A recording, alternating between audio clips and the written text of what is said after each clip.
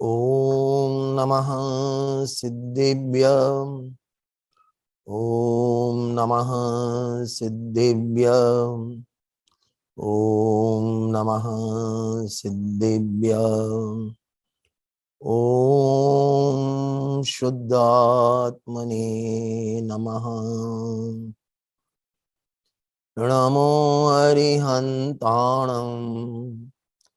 नमो सिद्धाणं नमो आयर्याणं नमो उवज्जायाणं नमो लोये सवसाहुणम्।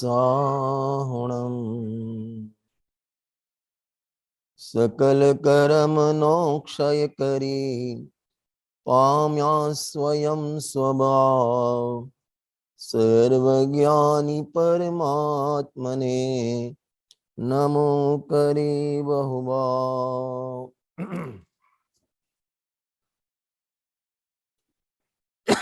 इष्टोपदेश नामनो ग्रंथ एनो આપણે રેગ્યુલર સ્વાધ્યાય શુક્રવારે જે કરીએ છીએ એમાં 22 ગાથાનો ગઈ વખતે સ્વાધ્યાય કર્યો હતો। એમાં એક બે પોઈન્ટ બાકી છે એ આ ચર્ચા કરીશું। મૂળ તો આ ગાથામાં 22 નંબરની ગાથામાં આત્માની ઉપાસના, આત્માનું ध्यान, આત્માનું લક્ષ્ય, આત્માનો અનુભવ, આત્માની દૃષ્ટિ કઈ રીતે કરવી એના વિશેની આ ગાથા કહેવામાં આવી છે। બીજી ભાષામાં કહીએ તો આપણા મુમુક્ષુઓનું દરેકનું જે ધ્યેય આત્મ અનુભવ, પણ એ અનુભવ કઈ રીતે થાય, અનુભવ કરવો છે, અનુભવ કરવાની રીત કઈ છે એ આપણને ખબર નથી। તો અહીંયા આચાર્ય દેવ એમાં કઈ રીતે અનુભવ કરવો, આત્માનું લક્ષ્ય કરવું, ધ્યાન કરવું એ વિષય આમાં 22 ગાથામાં બતાવ્યો છે। પહેલા ગાથાનો પાઠ કરીશું અને ત્યારબાદ ચર્ચા આપણે આગળ વધારીએ છીએ। પેજ નંબર છે મારામાં 49।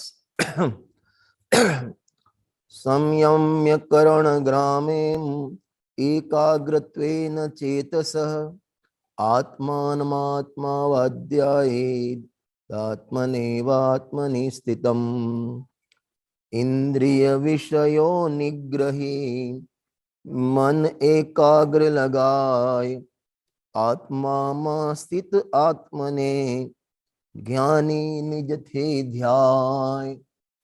आमा कोई पर निमित्तना सहानी बात करी नहीं। जेम प्रवचन सारजी में पहलो अधिकार शुद्धोपयोग अधिकार 13-20 गाथानो अधिकार है।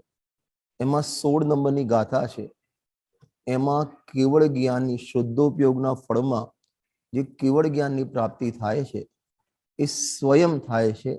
घाती करना नास्ती थाय छे, वज्रवरा नशा सड़ना छे एटले थाय छे। ए बधा कारण निषेध करी सटकारक ए पर्याय पोताना सटकारक थी उभी थाय छे। एम अहीं पण जे आत्मानुं ध्यान थाय एमां बहारना कोई कारकोनी, बाह्य कोई द्रव्योनी, कोईना निमित्तोनी कोईनी जरूर नथी। करवानुं तारे छे, अनुभव तारे करवो छे तो एक कार्य पुरुषार्थ पण तारे करवो पड़शे। एना माटे शुं कीधुं? इंद्रिय विषय निग्रही मन एकाग्र लगाय। 5 इंद्रिय ने मन उपयोग ने रखड़वाना 6 स्थान छे। 5 इंद्रिय अने 6ठुं मन। एना द्वारा 24 कलाक उपयोग आपणो बारनो बार रखड़े छे। उपयोग आत्मानो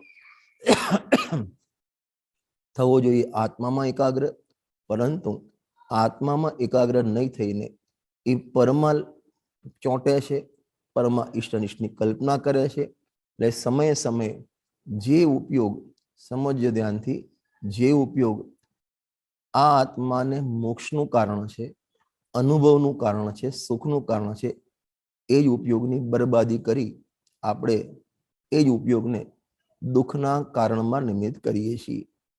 એને બીજી ભાષામાં કહીએ તો જે ઉપયોગ આત્માને છોડી 5 इंद्रिय 6ठा मन द्वारा परमा लागे एने उपयोगनी बर्बादी कहेवामां आवे छे अथवा उपयोगनो दुरुपयोग कहेवामां आवे छे। अने जे उपयोग 5 इंद्रिय मन थी पाछो वળી પોતાના સ્વરૂપમાં એકાગ્ર થાય એને ઉપયોગનો સદુપયોગ અથવા ઉપયોગની આબાદી કહેવામાં આવે છે।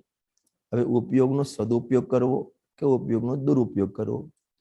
આજે જ અમારે પૂજા જે અત્યારે ચાલે છે, નંદીશ્વર ભગવાનનું વિધાન ચાલે છે, અષ્ટાંગિકા પર્વ છે, તેમાં જે દક્ષિણ દિશાની પૂજા છે, એ દક્ષિણ દિશાની પૂજામાં જે જયમાલા છે એમાં બહુ સરસ વાત આવે છે, दोनों ही मार्ग उपस्थित है, केवल इको चुनना होगा, कोई भी साथ न आएगा, निज पट निज को बुनना होगा. एक છે મોક્ષ માર્ગ, એક છે બંધ માર્ગ. अब બંનેમાં ઉપયોગ કોમન છે, ઉપયોગ ક્યાં ઝૂકે છે એ તરફ છે. હું હંમેશા આના માટે દ્રષ્ટાંત આપું છું કે આપણે જે દરવાજાને લોક કરીએ અથવા તિજોરીને લોક કરીએ એ શેનાથી કરીએ? ચાવીથી કરીએ. અને એ જ લોક ખોલીએ ત્યારે શેનાથી ખોલીએ છીએ? આપણે ચાવીથી. આ કેવી રીતે બને? એક જ ચાવીથી ખુલે ને એક જ ચાવીથી બંધ થાય, એમ કેમ બને? કાં તો ખોલવાની ચાવી અલગ જોઈએ, બંધ કરવાની ચાવી અલગ જોઈએ, પણ આપણે ચાવી તો એક રાખીએ છીએ. તો એક જ ચાવીથી બંધ પણ થાય ને એક જ ચાવીથી ખુલે, એવું કઈ રીતે બને?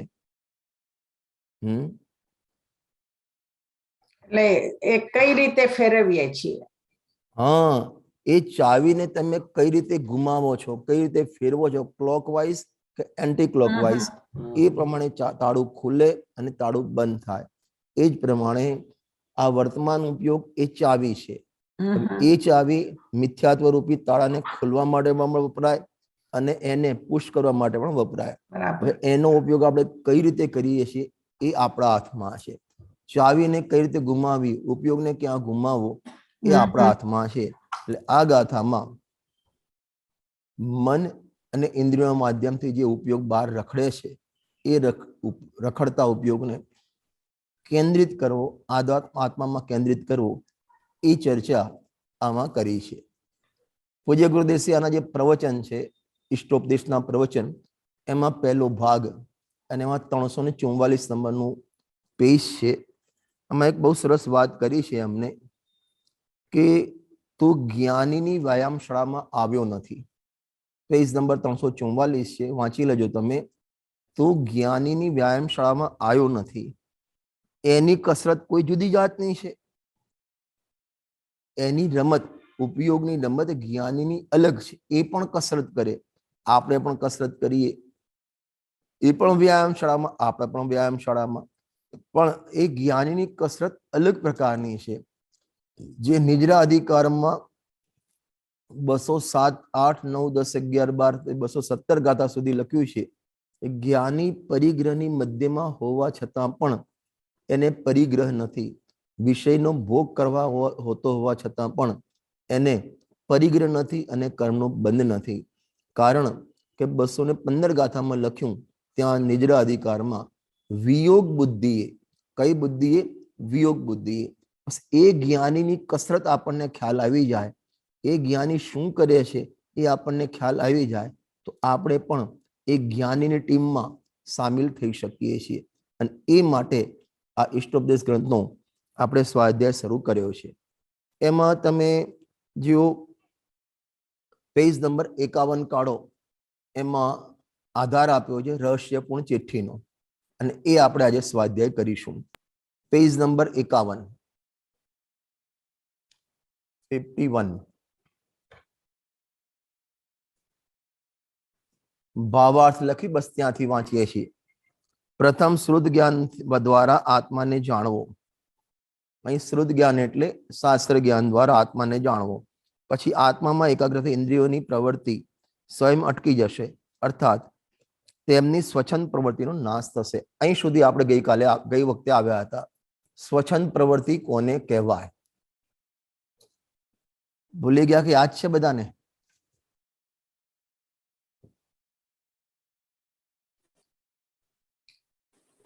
હેલો, હાજી. સ્વચ્છંદ પ્રવૃત્તિ કોને કહેવાય?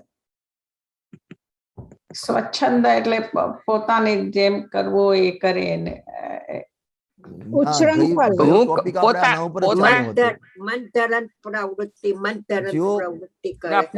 પોતાની રીતે પોતાને મન ફાવે પ્રવૃત્તિ એને સ્વચ્છંદ પ્રવૃત્તિ ન કહેવાય. જીણવાણીનો આધાર લઈને પોતાન જો એક છે પાપ ભાવ, એક છે શુભ ભાવ, બરાબર. હવે જો તમે પાપ ભાવને અથવા પાપના પરિણામને સ્વચ્છંદ પ્રવૃત્તિ કહેશો તો જ્ઞાની ધર્માત્મામાં ચોથા, પાંચમા, છઠ્ઠા ગુણસ્થાનમાં પાપરૂપ પરિણામ હોય છે, પણ એમને સ્વચ્છંદ પ્રવૃત્તિ હોતી નથી. એનો અર્થ પાપરૂપ પરિણામ એ સ્વચ્છંદ પ્રવૃત્તિ નથી, પણ એ પાપને પોષવા અને એમાં પણ જીનવાણીના માધ્યમથી પોષવા એને સ્વચ્છંદ પ્રવૃત્તિ કહેવાય. બરાબર. ખ્યાલ આવ્યો ને? પર્યાયમાં શુભ પરિણામ છે, નિશ્ચયાભાસ નથી. પર્યાયમાં શુભ પરિણામ પર્યાયમાં શુભ પરિણામ એ વ્યવહારાભાસ નથી, પણ એ શુભ ભાવમાં ધર્મ માનવો એ વ્યવહારાભાસ છે. એમ પાપરૂપ પ્રવૃત્તિ એ સ્વચ્છંદતા નથી, પણ એ પાપનું પોષણ કરવું અને એ પણ જીનવાણીના આધારે પોષણ કરવું અને પોતાના પાપને છાવરવા, આપણી ભાષામાં, એને સ્વચ્છંદ પ્રવૃત્તિ કહેવાય. બહુ સરસ, બહુ સરસ. બરાબર. હાજી. આની ચર્ચા આપણે ગઈ વખતે વિસ્તારથી થઈ ગઈ હતી.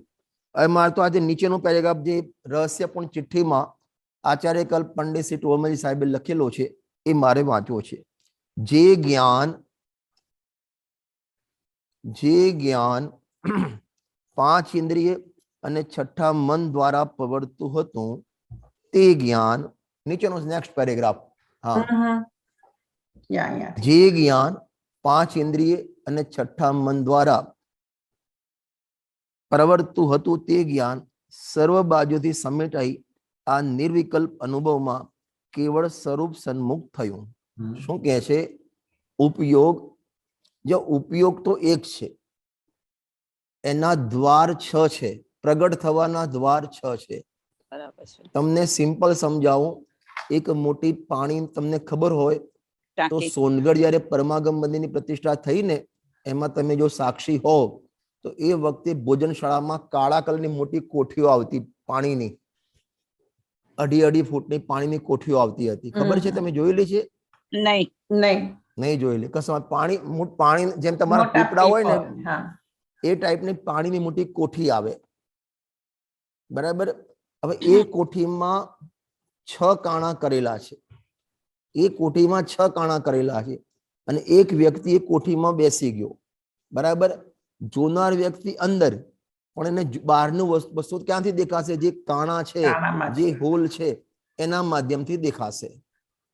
એ 6 હોલ છે એના માધ્યમથી બહારની વસ્તુ એને દેખાશે. બસ એ જ રીતે આ આખી એક કોઠી છે, એમાં 5 ઇન્દ્રિય અને છઠ્ઠું મન, એ 6 કાણા છે અને એના માધ્યમથી આત્માના જ્ઞાનનો વેપાર બહાર પ્રવર્તે છે. હવે એ જે બહાર પ્રવર્ત્યો, કારણ કે આપણું મતિશ્રુત જ્ઞાન છે એ કમજોર જ્ઞાન છે, ક્ષયોપમ જ્ઞાન છે, વીક જ્ઞાન છે, એટલે ડાયરેક્ટ જાણી શકતું નથી. તો એને ઇન્દ્રિય અને મનનું અવલંબન લેવું પડે છે અને માટે એ જ્ઞાનને, મતિશુદ્ધ જ્ઞાનને પરોક્ષ જ્ઞાન કહેવામાં આવે છે. છડાલાજીમાં લખ્યું છે, મતિશુદ્ધ દોય પરોક્ષ અક્ષ મન તે ઉપજાઈ. અક્ષ એટલે ઇન્દ્રિયો અને મન, એના નિમિત્તે એનાથી જ્ઞાન થતું નથી. આંખ, કાન, નાકથી જ્ઞાન થતું નથી, પણ એના માધ્યમથી જ્ઞાન પરમાં પ્રવર્ત થાય છે. એવા જ્ઞાનને ઇન્દ્રિય જ્ઞાન કહેવામાં આવે છે. હવે એ જ્ઞાન પરમાં પ્રવર્ત થયું અને હું આત્મા છું એવું ખ્યાલ નથી, તો પરમાં પ્રવર્ત થશે તો ત્યાં એકતા કર્યા વગર નહીં રહે. મોક્ષા પ્રકાશકનો ચોથો અધિકાર છે, એમાં જીવ અજીવ તત્વનું અન્યથા સ્વરૂપ જે આપ્યું છે, 2 પાનાનો બહુ સરસ એક સમજો એમનું સ્પષ્ટીકરણ છે. એમાં અંતિમ જે ટોપિક છે 2 પાનાના અંતિમમાં ત્યાં લખ્યું છે, આ જીવને અનાદિથી ઇન્દ્રિય જ્ઞાન છે. આ જીવને અનાદિથી ઇન્દ્રિય જ્ઞાન છે અને ઇન્દ્રિય જ્ઞાનનો વિષય મૂર્તિક પદાર્થ છે અને આત્મા અમૂર્તિક છે. એટલે ઇન્દ્રિયોના માધ્યમથી આત્મા જાણવામાં આવતો નથી, બરાબર. હવે આત્માનો સ્વભાવ છે કે ક્યાંક ને ક્યાંક અહમપણું કરે જ કરે, બરાબર. હવે આત્મા જાણવામાં આવ્યો નહીં તો જે પર પદાર્થો જાણવામાં આવ્યા એમાં સીધો આ અહમ કરી લે છે, બરાબર. હવે એક તમને પ્રશ્ન પૂછું છું. ઇન્દ્રિય જ્ઞાન ક્ષાયોપશમિક જ્ઞાન, ઉપયોગ, એમાં શું ફરક?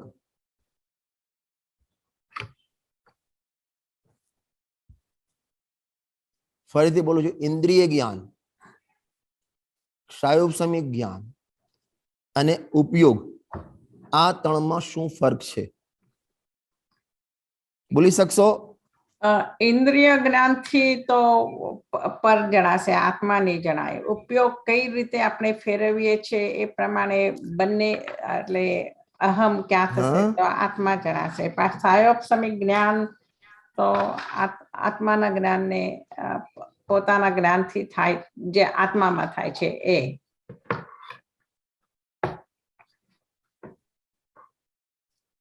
પહેલા તો એક સમજી લો, ઉપયોગ, ઇન્દ્રિય જ્ઞાન, ક્ષયોપશમ જ્ઞાન કોઈ અલગ અલગ વસ્તુ નથી, એક જ જ્ઞાન જ છે. પણ એક જ્ઞાનની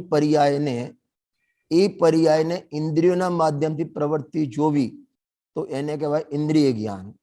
એ જ્ઞાનને કર્મના ક્ષયોપશમ તરફથી જોવો તો ક્ષયોપશમિક જ્ઞાન કહેવાય.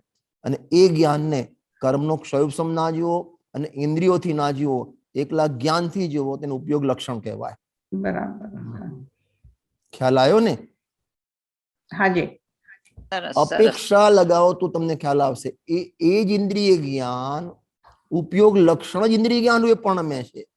એ આત્માનું જ્ઞાન જ ઇન્દ્રિય જ્ઞાન રૂપે પરિણમે છે. ઇન્દ્રિય જ્ઞાન અલગ, ઉપયોગ લક્ષણ અલગ. એમ નથી. ઉપયોગ ક્યારે કહેવાય કે સર્વ ઉપાધિને બાદ કરીને જુઓ તો એ ઉપયોગ છે, એ જ્ઞાન લક્ષણ છે. ઇન્દ્રિય જ્ઞાન એ લક્ષણ નથી, પણ ઉપયોગ એ લક્ષણ છે આત્માનું. કારણ કે ઉપયોગ ભગવાનમાં છે ને આપણામાં છે. ઇન્દ્રિય જ્ઞાન ભગવાન નથી, આપણામાં છે. બરાબર. ખ્યાલ આવ્યો ને? એ ઉપાધિ છે. ઉપાધિ વગરનું જ્ઞાન એને ઉપયોગ લક્ષણ કહેવાય. અને એ જ લક્ષણને ઉપાધિથી જોવું તો ઇન્દ્રિય જ્ઞાન અથવા ક્ષયોપશમિક જ્ઞાન કહેવાય. ખ્યાલ આવે છે ને? જેમ નથી, એક બે ગામમાં, અહીં ગામડામાં અમારે, તમારા અમેરિકામાં તો એવું બધું ના હોય, અમારે ગામડામાં કેવું છે, એક ગામ છે ને બાજુમાં 5 કિલોમીટર બીજું ગામ છે. હવે આ ગામની દીકરી આ ગામમાં પરણાઈ છે, બરાબર? અને બે ગામ વચ્ચે નદી છે આમ નાની. એટલે આ ગામથી પોતાના પિયરના ગામમાં નદીમાં પગ ડબોડીને જાય તો બધા કે દીકરી આવી, દીકરી આવી. અને એ દીકરી પાછી પગ ડબોડીને આ બાજુ આવે કે વહુ આવી, વહુ આવી. નદીના પાણીમાં શું છે કે આ બાજુથી જાય તો પાણીમાં ડબોડે તો દીકરી થઈ જાય, આ બાજુ ડબોડી ના આવે તો વહુ થઈ જાય. ના, પર્સન સેમ છે. પોતાના ગામની દીકરી છે એ પ્રમાણે દીકરી કહેવાય. અને એને જ આ ગામમાં પરણાઈ જે અપેક્ષાને વહુ કહેવાય. બરાબર. પણ દીકરી તો દીકરી છે. બરાબર. ચલો આપણે આવી જઈએ. જે જ્ઞાન 5 ઇન્દ્રિય અને મન દ્વારા પ્રવર્તો તે જ્ઞાન સર્વ બાજુથી સમેટાઈ આ નિર્વિકલ્પ અનુભવમાં કેવળ સસર્મનું થયું. એટલે એ ઉપયોગ બધી બાજુથી વ્યાવૃત થઈ પોતાના આત્માને સન્મુખ થયો. તે જ્ઞાન ક્ષયોપશમ રૂપ છે. જો તે જ જ્ઞાન, જે જ્ઞાન પરમાં પ્રવર્તું હતું એ પણ ક્ષયોપશમ જ્ઞાન રૂપ, અને એ જ જ્ઞાન આત્મામાં પ્રવર્ત્યું ને તો પણ ક્ષયોપશમ જ્ઞાન रूप. जानता है एक विषय को, कोई भी एक विषय. शाबाश. कौन बोलियो? एक विषय कौन बोलियो? સંગીતાબેન. બહુ સરસ. જાણે સ્વ ને જાણે, પરને ના જાણે, પરને જાણે સ્વ ના જાણે, કાં તો એકલો પર પ્રકાશક થયો, કાં તો એકલો સ્વ પ્રકાશક થયો. સ્વપર પ્રકાશક ક્યાં રહ્યો? પછી એક સમયે એક જ જ્ઞેયને જાણે તો સ્વપર પ્રકાશક સ્વભાવ ક્યાં રહ્યો? સ્વને જાણતા પર જણાઈ જાય છે. પણ ઉપયોગ એક બાજુ હોય છે, બીજું ભલે જણાતું હોય. એના માટે આપણે તત્વા સૂત્રને યાદ કરવું પડે.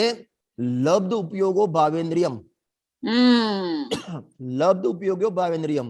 એટલે ઉપયોગ રૂપ જ્યારે સ્વનું જાણવું હોય ત્યારે પરનું જાણવું લબ્ધ રૂપે હોય, જ્યારે પરનું જાણવું ઉપયોગ રૂપે હોય ત્યારે સ્વનું જાણવું લબ્ધ રૂપે હોય. એટલે જ્ઞાનના સ્વપર પ્રકાશક સભામાં કોઈ આંચ આવતી નથી, પણ ક્ષયોપશમ જ્ઞાન ઉપયોગ રૂપે એક સમયે એક જ્ઞેયમાં પ્રવર્તે. બરાબર. હવે તો આપણને તો એમ લાગે છે કે બધું જ્ઞાન એક સાથે થાય છે. આપણને આપણે સામે અત્યારે તમને મારો અવાજ સંભળાય, મારો ફેસ દેખાય છે. આટલું બધું ફાસ્ટ થાય છે ને બે કે બે એવું બે લાગે. દેખાય છે, એના એક પ્રશ્નનો જવાબ સમયે બે એક દેખાય જ છે. જુએ, એક જ સમયે એકી સાથે બધું જ્યારે જણાય. જ્યારે તમે મારો ફેસ જુઓ છો ને ત્યારે શબ્દ સંભળાતો નથી, શબ્દ સંભળાય ત્યારે ફેસ દેખાતો નથી. પરંતુ ઉપયોગ એટલો ફાસ્ટ પડે છે. પ્રવચન સારની 56 નંબરની ગાથા છે. કાગડાનું દ્રષ્ટાંત આપ્યું છે. કાગડાને ડોળા 2 હોય, અંદર કીકી એક જ હોય.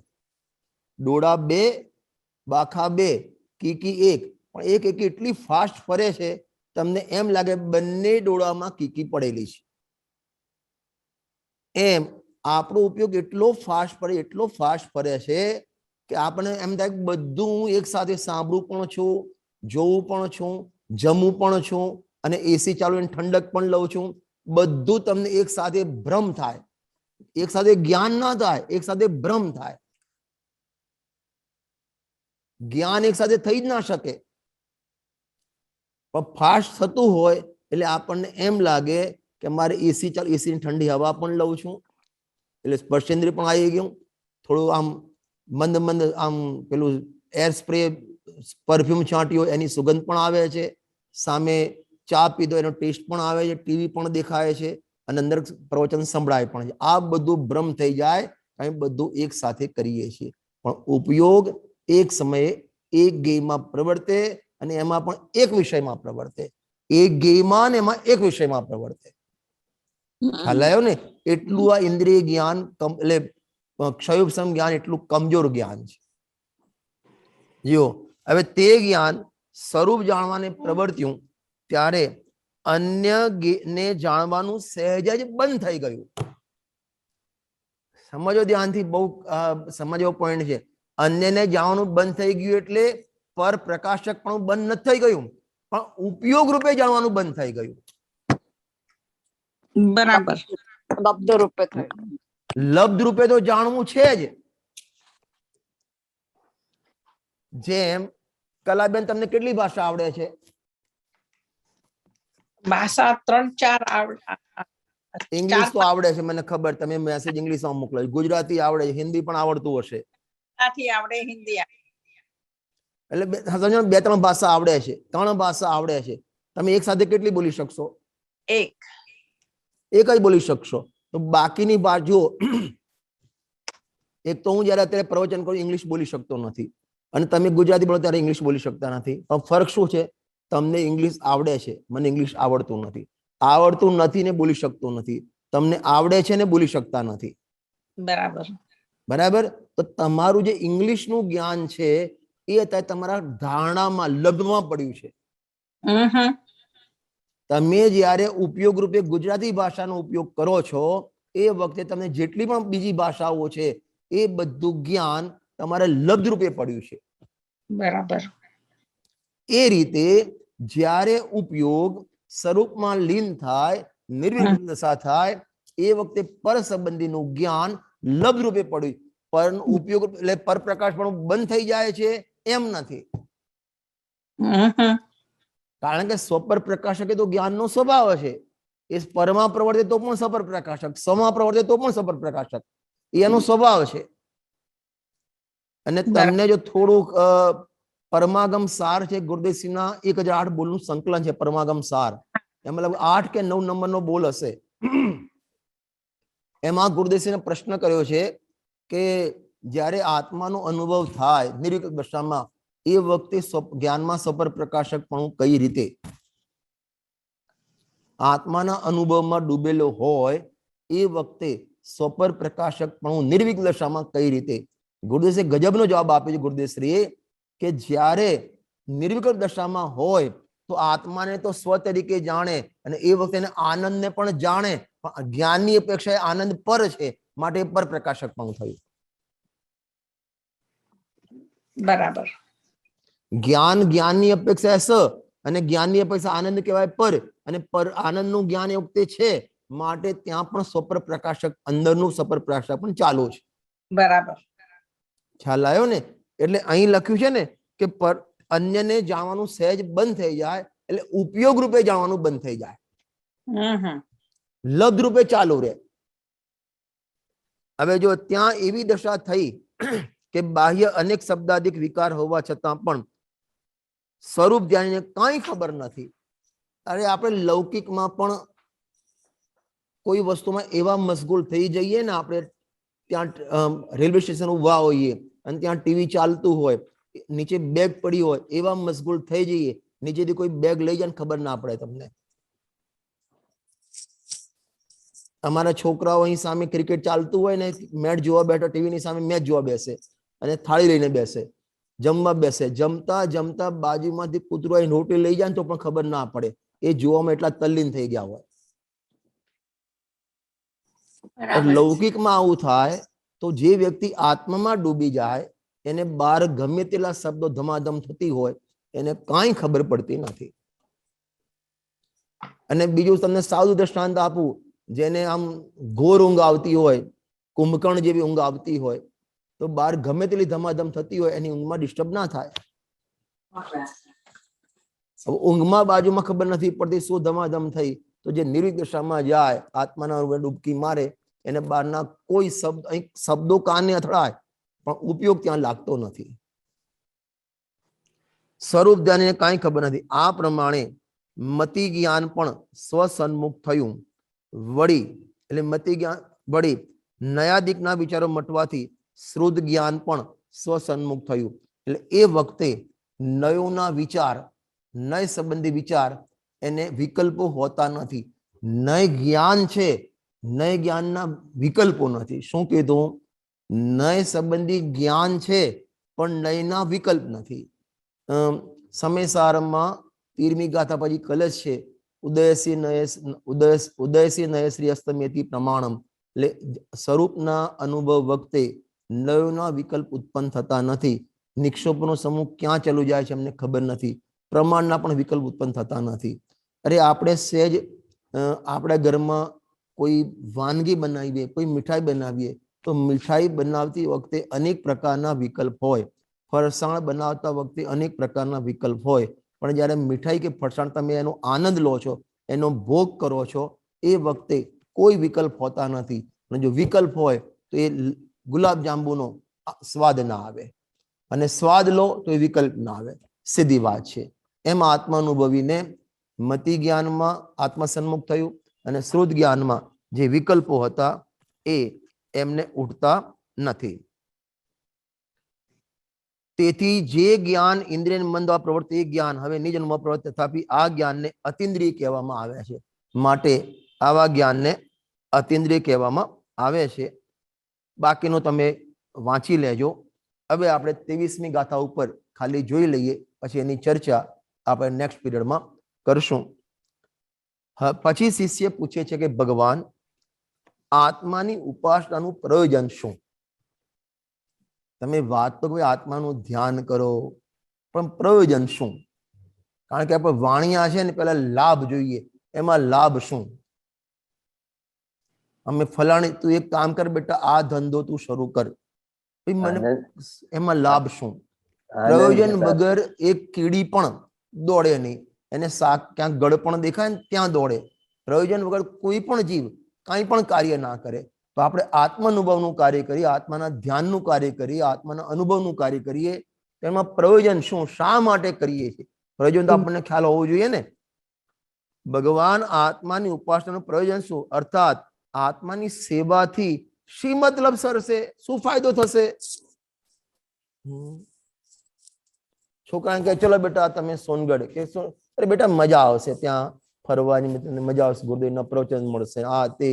કે મને તો પ્રવચનમાં ઇન્ટરેસ્ટ નથી. અરે તો તારે ફરજે ને, શાંતિથી મોજ કરજે, મજા આવશે. તો એને પ્રયોજન બતાવવું પડે. એમ આત્માના અનુભવનું પ્રયોજન શું? એટલે આત્માના ઉપાસના કરવી, આત્માની સાધના કરવી, આત્માનું સ્વરૂપ ઓળખવું, એનું પ્રયોજન શું? એની ચર્ચા આ 23 નંબરની ગાથામાં કરવામાં આવેલી છે. આપણે પાઠ કરી લઈએ છીએ, એની ચર્ચા આપણે નેક્સ્ટ પીરિયડમાં કરીશું. गाथा नंबर 23। अज्ञानोपस्थिर्ज्ञानम ज्ञानम ज्ञानी समाश्रयः ददाति यत्तु यस्यास्ति सुप्रसिद्धमिदं वचः। अज्ञ भक्ति अज्ञान ने ज्ञान भक्ति दे ज्ञान लोकोक्ति जे जेद करे करे ते तेनु दान। आमा लख्યું છે જેના જોડે જે હોય એ આપે। ગુરુદેવે દૃષ્ટાંત આપ્યું છે કે અફીણની દુકાને જાય તેને અફીણ મળે, એને કઈ કાપડ ના મળે, અને કાપડની દુકાન જાય તેને દવા ના મળે, કાપડ મળે। જેની દુકાન હોય એમાંથી એ મળે, જેમાંથી જે હોય એ મળે। ગુરુદેવ સરળ દૃષ્ટાંત આપતા હતા, પ્રાપ્તની પ્રાપ્તિ થાય। શું કીધું? પ્રાપ્તની પ્રાપ્તિ થાય। અને બીજું દૃષ્ટાંત, કુવામાં હોય તો અવાડામાં આવે। ત્રીજું દૃષ્ટાંત આપતા હતા, ખબર છે? લીંડી પીપરનું। લીંડી પીપર કદે નાની, રંગે કાળી, ખાવકો લાગે તુરી, પણ એને ઘસવામાં આવે તેમને 64 પોરી તિકાસ બાર પ્રગટ થાય। તો ક્યાંથી થઈ? ખલદસ્તામાં થઈ કે ના? અંદર હતી તે મળી। એટલે જેમાં જે હોય એમાંથી એ મળે। તો આ લોકોક્તિ થઈ, આ એક સુક્તિ થઈ। અજ્ઞ ભક્તિ અજ્ઞાની ને અજ્ઞાન જોડેથી અજ્ઞાન મળશે, જ્ઞાની જોડેથી જ્ઞાન મળશે। બરાબર। જ્ઞાની જોડે જ્ઞાન મળશે, અજ્ઞાની જોડે અજ્ઞાન મળશે। હવે આ બંનેના બબે અર્થ કરવાના છે। જ્ઞાનીના બે અર્થ, અજ્ઞાનીના બે અર્થ। જ્ઞાનમય આત્મા એ પણ જ્ઞાની, અને એવા આત્માનો અનુભવ કરીને આપણને બતાવનાર ધર્માત્મા એ પણ જ્ઞાની। બરાબર બરાબર। તો આત્માને તો અનુભવ કરીશ તને જ્ઞાન મળશે, જ્ઞાની ધર્માત્મા પાસે જઈશ તને આત્માની વાત જોવા મળશે। અજ્ઞાનીમાં આ અજ્ઞાન, આ લૌકિક પદાર્થો એ બધા રાગ આદિ એ બધું અજ્ઞાન, કારણ કે એમાં જ્ઞાનનો અંશ નથી। અને એવા જે કુદેવ કુશાસ્ત્ર એ બધા અજ્ઞાની, એના જોડે તને મોહનો પંથ મળશે। વિષય કસાઈ જોડે તમે બેઠા હો, દોસ્ત મળે તમને તો વિષય કસાઈની વાત કરશે। સોનગઢમાં આપણે ગુરુદેવશ્રી વખતે, તમે તો બધા હાજર, મેં તો જોયા નથી ગુરુદેવશ્રીને એ રીતે, પણ તમે તો બધા એ વખતે ત્યાં અનુભવી હશો કે પ્રવચન પછી બધા ગ્રુપમાં 5-5, 10-10 ગ્રુપમાં ફરવા નીકળે, ચર્ચા કરવા નીકળે। ચર્ચા શેની કરે? જે સાંભળ્યું હોય ગુરુદેવના જે પ્રવચન, સાંભળ્યું હોય નહીં, જે સાંભળ્યું હોય નહીં, એટલે ત્યાં આત્માની ચર્ચા થાય। હવે જે ભોગીઓ બે ભેગા થાય, બે ભોગી પણ ચર્ચા કરે તો ભોગની ચર્ચા કરે, વિષય કસાળ વિષય ચર્ચા નહીં કરે। એના જોડે હોય એ આપે, એના જોડે હોય એ આપે। એટલે આની સુક્તિ છે, જે જે ધરે કરે તે તેનું દાન। જેના જોડે જે હોય એ એનું દાન આપે। એની વિશેષ ચર્ચા આપણે નેક્સ્ટ પીરિયડમાં કરશું। આવતી વખતથી આપણો સ્વાધ્યાયનો ટાઈમ અમારા ઇન્ડિયા પ્રમાણે 5 વાગ્યાથી કરવાનો, બરાબર છે? હા બરાબર છે। 5 વાગે, અહીંયા અમારા 7:30 વાગે। મારે 5 વાગ્યાને યાદ રાખવાનું છે, બરાબર? હાજી, જય જય જય જિનેન્દ્ર। જય